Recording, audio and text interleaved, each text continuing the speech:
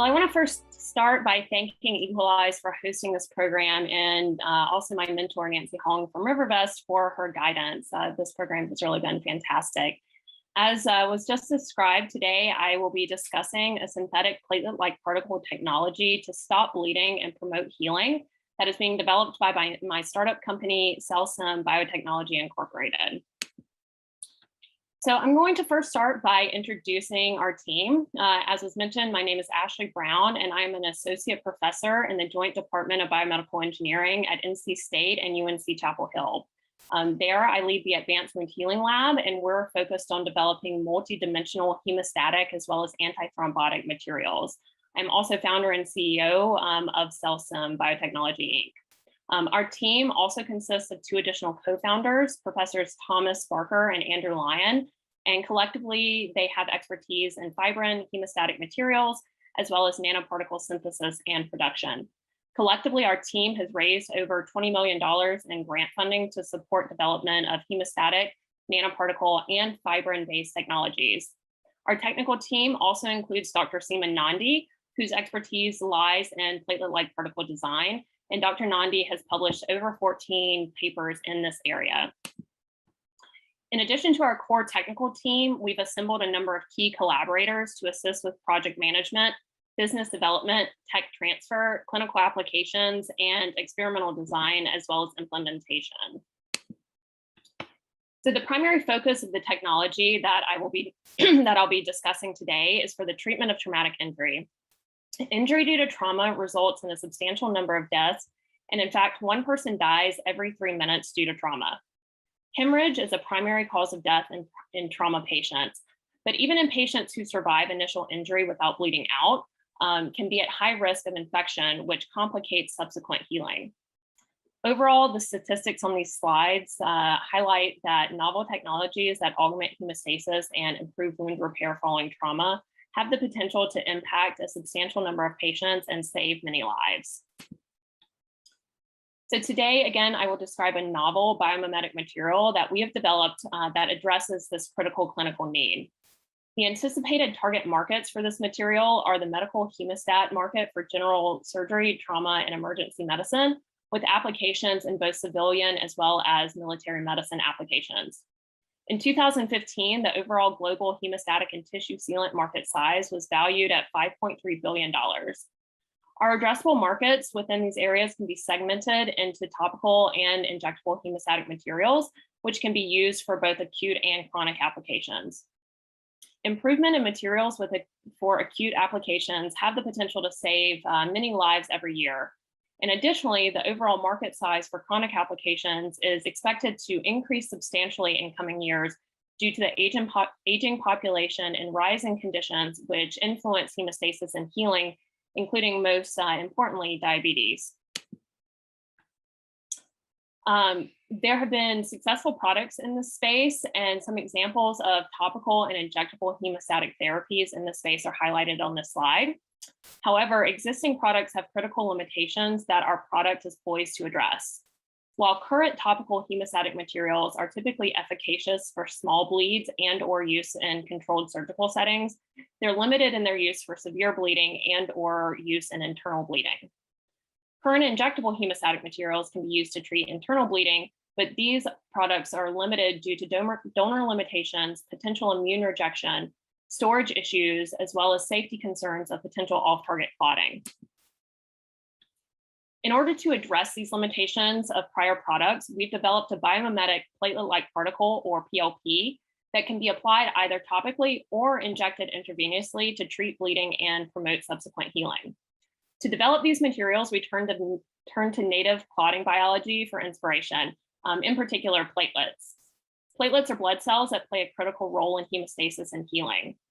Prior to injury, platelets circulate in an inactive state, and they exhibit a round morphology. Following injury, the coagulation cascade is initiated, and this activates platelets and results in a significant shape change, which is required to promote clot formation.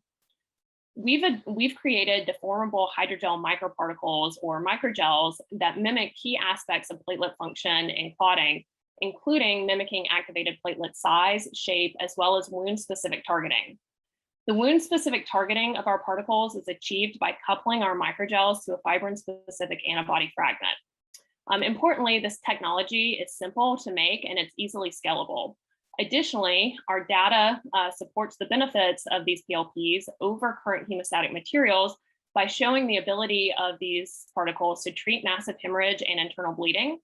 We've also shown that these PLPs have a decreased risk of infection, a long shelf life, and improved safety profiles due to a decreased risk of off-target clotting that's imparted by the fibrin targeting antibody of the particles. The advantage of PLPs over other hemostatic materials are demonstrated by our previous studies investigating the efficacy of these particles both in vitro and in vivo. When injected intravenously in a rat model of acute traumatic injury, PLPs are found to go to injury sites and augment clot formation directly at the site of injury without evidence of off-target clotting. Again, the wound specificity of PLPs is a distinct advantage over currently used injectable hemostats, leading to an increased safety profile. Our data demonstrates that when compared head-to-head to other injectable hemostatic materials on the market, PLPs can perform comparably or even better for treating internal hemorrhage. We've also generated preliminary data in a large animal pig model that supports the safety and efficacy of these particles. PLPs, again, also have the advantage of low risk of immune responses and a long shelf life. Finally, beyond simply stopping bleeding, PLPs improve healing following the cessation of bleeding and are therefore useful for chronic applications. We've demonstrated in a mouse full thickness injury model that PLPs significantly improve healing responses when they're applied topically. The major goal of this project is to move the PLP technology forward as an injectable hemostatic material. While topical applications have larger market share and smaller regulatory hurdles, we believe we have a significant advantage in the injectable application. Nonetheless, we will work with our business case advisor to explore the competitive landscape for both topical and injectable hemostatic materials. In addition to the previously described benefits, PLPs can easily be modified to obtain additional functionality to improve hemostatic and healing outcomes.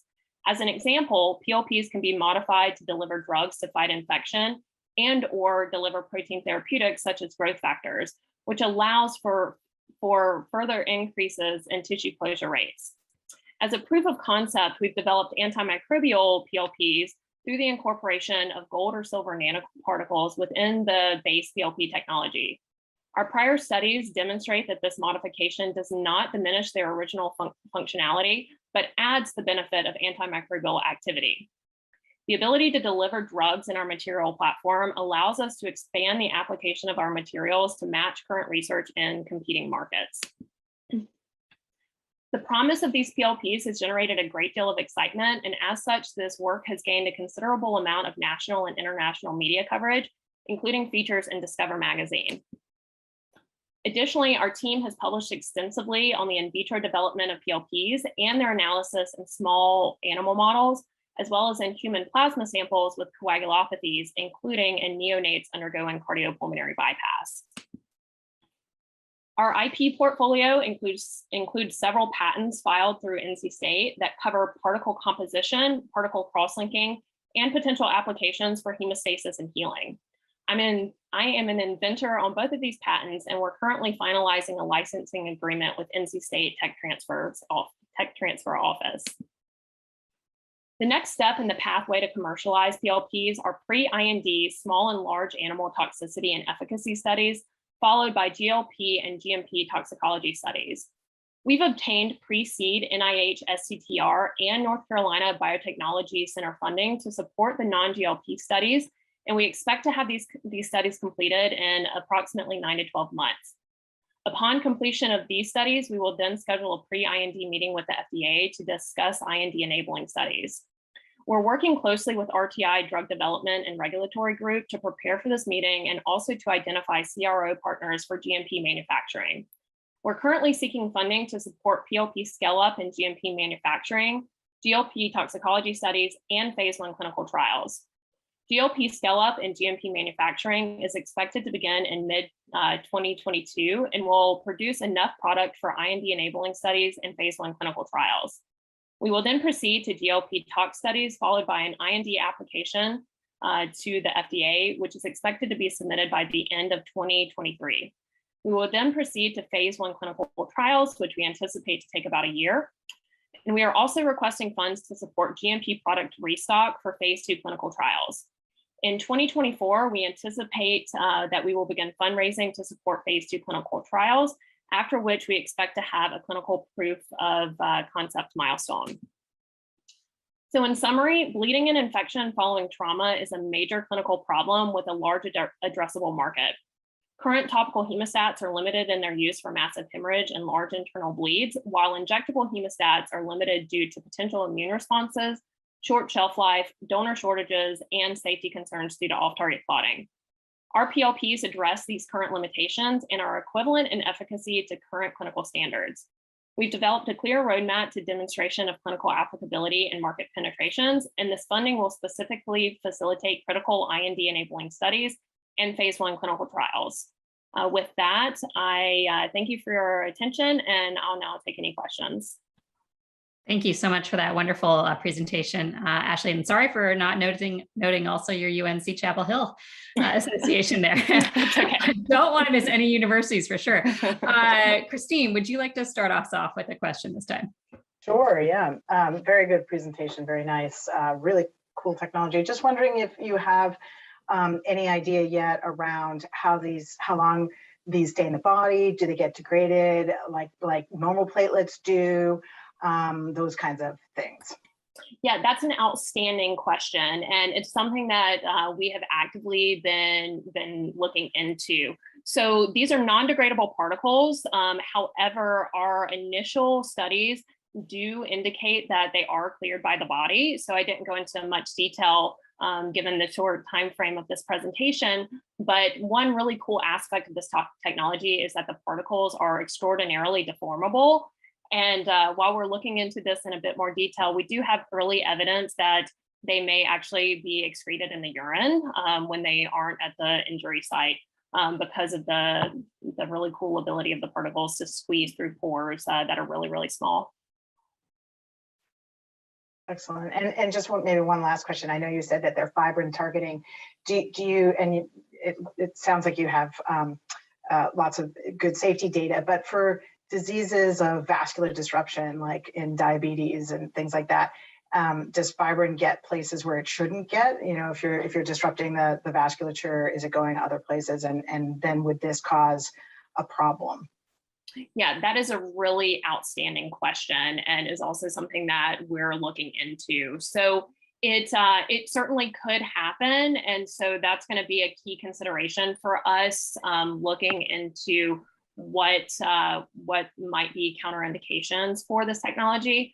I will point out that we've done some evaluation of the fibrin targeting in more complex situations of coagulopathy, including disseminated intravascular coagulation, where you have clotting all over the body from a thrombotic point of view. In that case, it doesn't appear that we're getting additional clotting.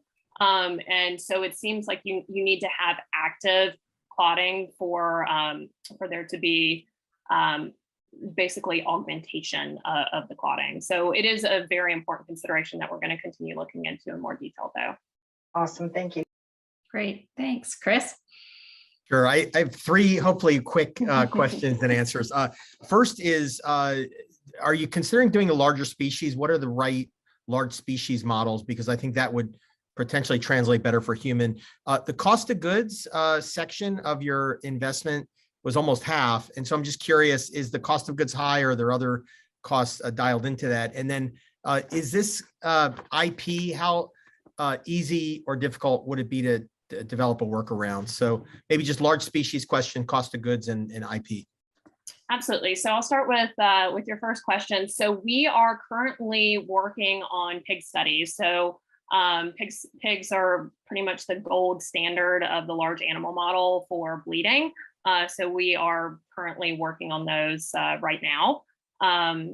And so that's your first question. Your second question was with regards to cost of goods. Yeah. So there is an antibody component to this, and because it's an antibody fragment, but those ballpark numbers are taking into account that we would need large scale production of the antibody. So again, those are ballpark numbers, but mostly taking into account the antibody production, and then also just the cost of running the GLP toxicology studies. And then your third question was around IP. So I didn't get into this amount of detail, but the antibody that we are currently using, we developed in-house, and we actually have a suite of antibodies that we developed through a molecular evolution technique to specifically target fibrin without off-target binding to soluble fibrinogen. And so we think that our IP is pretty strong, but we're continuing to innovate on the technology, and we think that that will help us to continue to strengthen the IP portfolio. Thank you. Great, thanks.